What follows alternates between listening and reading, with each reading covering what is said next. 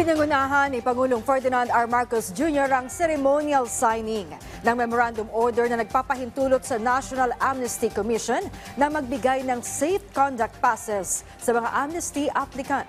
May sa 2,000 dating miyembro ng New People's Army, Moro Islamic Liberation Front, Moro National Liberation Front at mga miyembro ng Revolusyonaryong Partido ng Manggagawa ng Pilipinas ang may kinabang sa safe conduct passes na wala ng pangambang mahuli at masiguro ang kanilang seguridad habang hinihintay ang resulta ng kanilang aplikasyon. Tiniyak ni Pangulong Ferdinand R. Marcos Jr. na magiging mas accessible ang programa sa mga recipient para makapagsimula sila ng mapayapang pamumuhay. Higit sa lahat, ito ay isang paanyaya sa lahat ng rebelde na ihinto ang armadong pakikibaka. Ito ay isang bagong pahina upang makapagsimula muli. Isantabi ang pansariling interes at makiisa sa pagtataguyod sa kaunlaran ng ating bayan.